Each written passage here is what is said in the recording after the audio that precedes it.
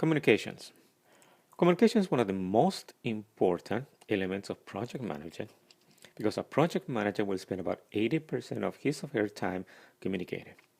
Let me repeat that.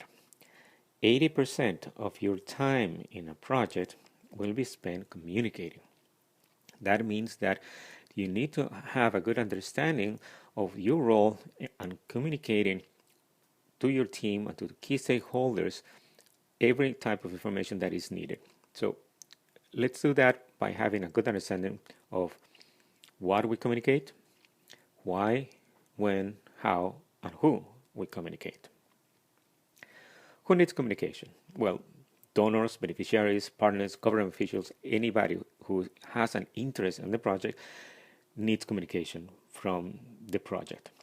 Internally, you also have your project team, management, the project support units, the procurement, finance, human resources, consultants, and even vendors need communication. Why we communicate? Well, people need to make decisions. With information and the way we communicate, they use that to make decisions.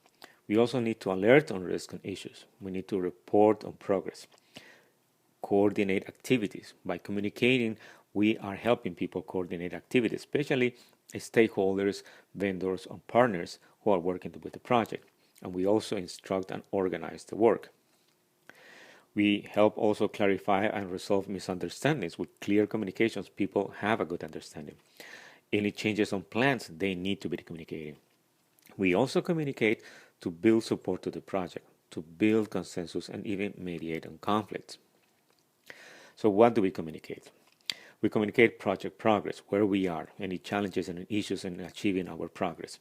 We communicate information on our plans, what we're doing, what we plan to do, our objectives, the purpose of the project, the scope, what we're doing, the tasks, the activities, our calendar of activities, the schedule, the milestones, even information about the budget. We also communicate the progress on our indicators, any risks and issues, our monitoring results, our evaluation results, and any lessons we're learning. When do we communicate? Depends in many cases by stakeholder requirements. They may have specific needs as to when they need the communications.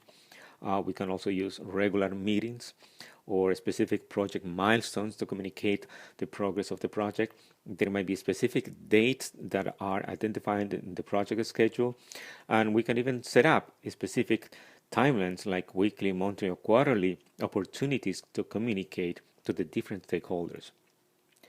How do we communicate? There are formal and informal communications in the project. We can have face-to-face communications when we really need to clarify something and explain something to somebody. We can have phone calls to coordinate certain activities, meetings with a group of people, presentations to large audiences. Email, more than informal communication, can be a follow-up to a phone call or to meetings and gives you some specific information with attachments. Formal correspondence that needs specific signatures. Website and social media are now new tools that help us communicate to the larger audience, to groups of people who are interested in the project and need to have a better understanding what the project is doing. Some projects even set up their own websites where they post information, pictures, videos about the work they are doing. Who sends the communication? And this is important to understand because not all the communication is sent usually by the project manager, even though he's going to be spending 80% of his time communicating.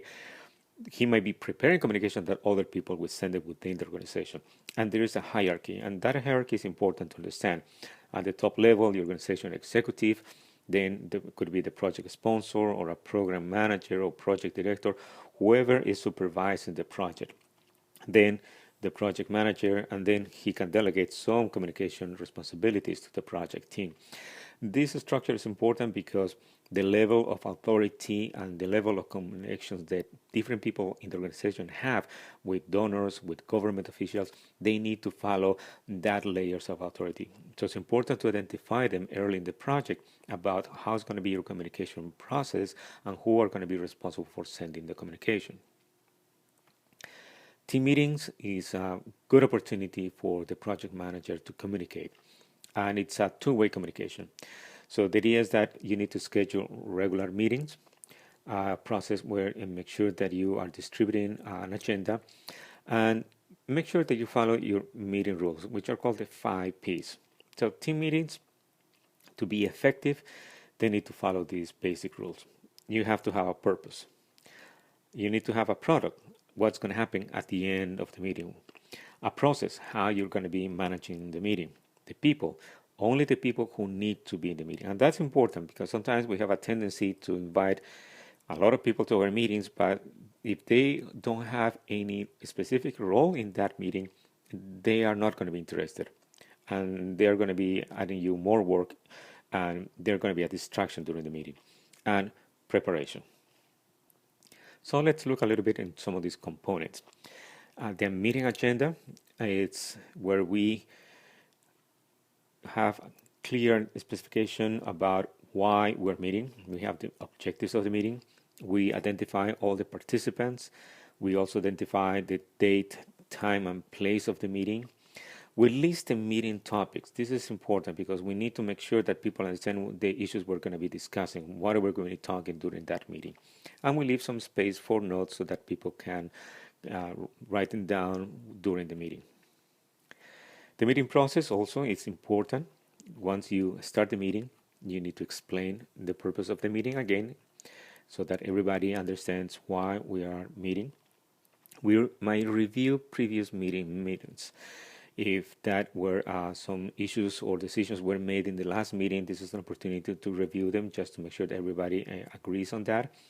You also, during this meeting, you request team updates on any open issues. Remember, especially those high-level issues, then those issues will have an owner, and that's an opportunity for them to update and to let you know where they are, if there are any problems, if there are any issues, so that the rest of the team also gets informed on what is happening. Then the chunk of your meeting will usually be on requesting team updates on general project progress. Each one of your team members has been assigned work. They are responsible for work, and they need to give you an update of where they are. Out of that updates, there might be a notification of new issues, and there's going to be somebody who's going to be capturing those issues during the meeting. Finally, another important element in the process is keep the time. Here are some meeting tips that will help you in your next meeting. Send the meeting agenda ahead of time, and if possible, make copies. People sometimes forget to bring their agenda or make a copy of their agenda. They go to the meeting, and it takes them time to figure out what is going on and understand the objectives. So that will reduce some of the distractions. Also ask a team member to take notes during the meeting. That way you can concentrate on the meeting, on the agenda, on the conversations you have with the team while somebody else is taking notes. Keep the discussion short.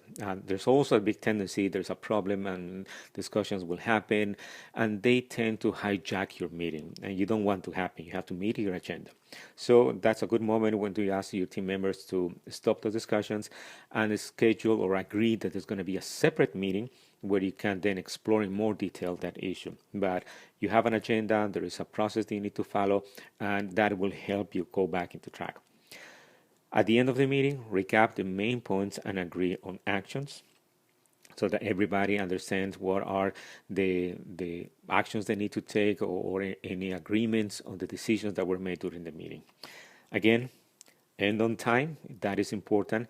If you keep ending 5 minutes before the due time, you're going to create a good process. People are going to be happier to attend your meetings because you're not taking a 1 hour meeting and turning it into a 2 hour meeting. If that happens, people are going to have a hard time trying to follow you into the meetings, and they're going to be becoming meetings that nobody wants to join. So try to be specific to what you want to achieve during that 1 hour meeting and try to end your meeting 5 minutes before time. Later, either at the end of the day or the next day, distribute the meeting minutes so that everybody is aware of all the decisions that were made, the issues that were captured, and that everybody agrees on what happened during that meeting, so that in the next meeting that you will be able to recap on those meeting minutes and start your next meeting.